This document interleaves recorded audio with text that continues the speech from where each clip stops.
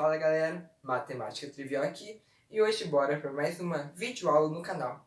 Na videoaula de hoje estarei trazendo para vocês a segunda resolução do vestibular da UEM de verão de matemática do ano de 2019. Então, bora pro vídeo? Então vamos lá.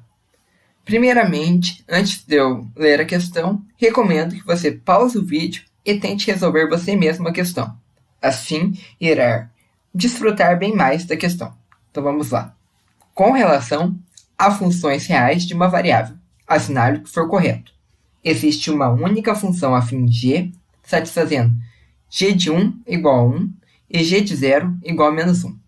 Item 2. Existem funções reais cujos gráficos são elipses. Item 4. Não existe uma função real f satisfazendo f de x igual a f de menos x para todo x real. Item 8. Se para todo x real f de x igual a x mais raiz cúbica de 121 e g de x igual a x menos raiz de 121 de 3, então, função composta de f em x é igual a função composta de g em f. Item 16. Se h dos reais aos reais é sobrejetora, então existe uma função r dos reais aos reais, de modo que para todo x real, a função composta de r de x em h é igual a x. Então, vamos para o quadro para resolvermos esta questão. Então vamos lá.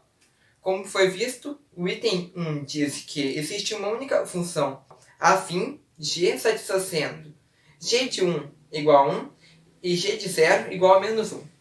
Ou seja, vou anotar aqui o mais importante, g de 1 igual a 1, g de 0 igual a menos 1. Ele está falando, o que é uma função afim? Uma função afim é uma função do primeiro grau, do tipo ax mais b, com o a sendo diferente de 0. Certo? O a tem que ser diferente de 0. Essa função tem uma cara assim, uma reta, ok? A função do primeiro grau é uma função afim, que é uma função linear, uma linha, uma reta, ok? O exercício fala que existe apenas uma função que passa pelos pontos 1 e 1, aqui 1 e aqui 1, e o ponto 0 e menos 1, certo? Ele afirma que existir apenas uma função afim cuja tenha essa reta. Por dois pontos, por um ponto, passam infinitas retas, certo? Mas por dois pontos, passa apenas uma reta. Como ele deu dois pontos, o ponto 1 e 1 e o ponto 0 e menos 1, ou seja, dois pontos, passa apenas uma reta. Cada função afim é uma reta. Logo, se passa apenas uma reta, quer dizer que existe apenas uma função afim, porque cada função afim é uma reta. Assim, vemos que o item 1 é verdadeiro. Podemos assinalar. Recapitulando, ele fala que existe apenas uma função afim, que passa por esses dois pontos. Por dois pontos, passa apenas uma reta.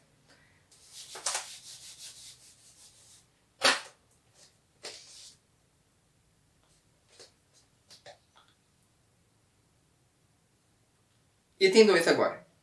Existem funções reais cujos gráficos são elipses. Relembrando, o que é uma elipse? Uma elipse é como se fosse um círculo bifocal. Na verdade, o círculo é uma elipse com o foco 1 e o foco 2 iguais. Vamos desenhar, fazer um exemplo. Isso é uma elipse bifocal. Desculpa um pouco o desenho, mas acho que deu para entender, né? Vou colocar aqui a imagem de uma elipse. Como vemos, se a gente fizer o teste para verificar como função, o teste para verificar uma função é fazer uma linha na vertical. Se interceptar dois pontos, não é função. E como vemos, a elipse, em vários locais, atravessa dois pontos. Por isso, o item 2, que afirma que existem funções que são elipses, está incorreto. Então, não assinava. Porque a elipse tem esse formato. E se a gente faz o teste para verificar que é uma função, que é traçar uma reta na vertical, provamos que ela passa por 2 pontos. Aqui, aqui. Então, não é uma função. Porque uma função, para um valor de x, tem que ter no máximo, tem que ter obrigatoriamente um valor de y. E nesse valor de x, a gente tem 2y. Ok? Então, o item 2 está errado. Não assinala. Item 4. Não existe uma função real f que satisfazendo f de x igual a f de menos x. Ele fala que não existe que f de x é igual a f de menos x. Vamos pegar a função do segundo grau. X ao quadrado. Certo? Se a gente aplicar x ao quadrado, aplicar o 2 nessa função, 2 ao quadrado igual a 4. Se aplicarmos o menos 2, menos 2 ao quadrado igual a 4. Então, o f de menos 2 é igual ao f de 2. Ou f de 2 igual a f de menos 2. Porque 4 igual a 4. Como ele diz que não existe, então é falso, porque x ao quadrado, com uma função par, prova essa f de x é igual a f de menos x. Isto é válido para todas as funções par. Ok? Então, não assinala porque ele diz que não existe. E como vimos, através de um exemplo, existe sim. Muito bem, então vamos lá. Item 8. Ele diz que para todo x real, a função f de x, que é igual a x mais raiz cúbica de 121, e g de x, que é igual a x mais raiz de 121 de 3. Certo? Ele diz que a função composta f(fog) é igual a função composta g(of). Aqui seria a mesma coisa que f de g de x, e aqui seria a mesma coisa que g de f de x. Vamos tentar resolver isso. Então, primeiro a gente pega o f, no lugar de x, a gente vai colocar o g de x. Então, aqui, concorda comigo, quando é f de x, no lugar de x, eu coloco o valor que está aqui. Só que agora, no lugar de x, tem o g de x. Então, no lugar desse x, na primeira equação, no lugar desse x, colocarei o g de x. O que é o g de x? X mais raiz de 121 de 3. Então, vai ficar x mais raiz de 121 de 3. Ok? Mais raiz cúbica de 121. Igual, né, porque a gente quer provar, o g de f de x. No lugar, aqui quando é x, a gente coloca x aqui. Mas agora não é x, é f de x. Então, no lugar desse x, eu vou colocar essa função inteira. Então vai ficar x mais raiz cúbica de 121 mais raiz de 121 de 3. E como vemos, tem x dos dois lados, raiz de 121 de 3 dos dois lados, raiz cúbica de 121 dos dois lados. Ou seja, é exatamente igual. Então a 8 está correta.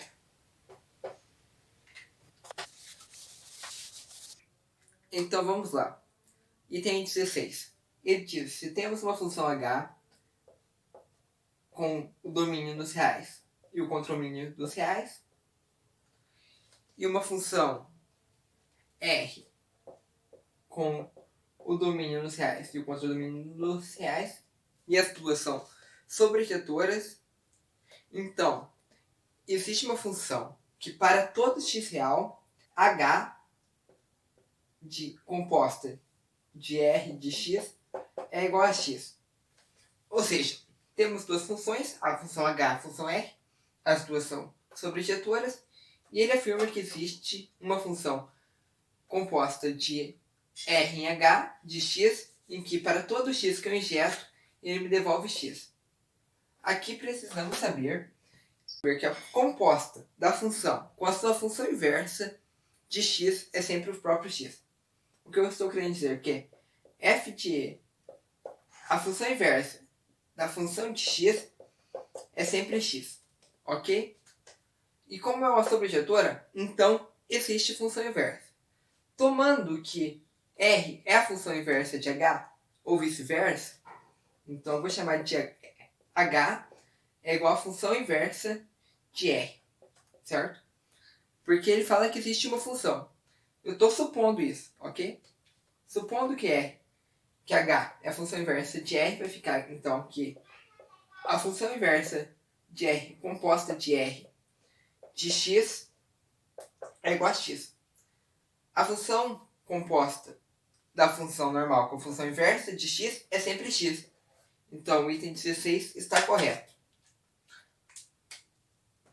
Vou pegar um exemplo para demonstrar.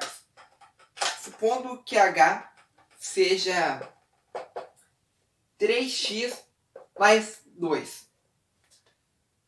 O R é a função inversa disso, no exemplo que eu criei. Então vamos achar o inverso. Primeiro a gente vai substituir o x e o y de lugar. Vai ficar x é igual a 3y mais 2. Passo o mais 2 para o outro lado. Fica x menos 2 é igual a 3y. Como eu quero isolar o y, eu vou dividir por 3 dos dois lados. Então vai ficar x menos 2 dividido por 3 é igual a y. Essa é a função que eu criei para R. Então vai ficar aqui x menos 2 dividido por 3. Se eu fizer a composta de H em R, vai ficar aqui no lugar de x na função H, vou colocar x menos 2 sobre 3. Vai ficar então 3 vezes x menos 2 sobre 3 mais 2. 3 dividido por 3 dá 1. X menos 2 mais 2 dá x. Então, para qualquer valor de x que eu injetar, vai me devolver o próprio x. Então, a 16 também está correta. A resposta esperada, então, é 1, 8 e 16, que dá um total de 25. Então, a resposta esperada é 25. Se você gostou do vídeo, não deixe de deixar seu like e compartilhar. Deixe nos comentários se você está gostando dessa série e se eu devo continuar com ela. É isso aí. Valeu, falou, grande abraço.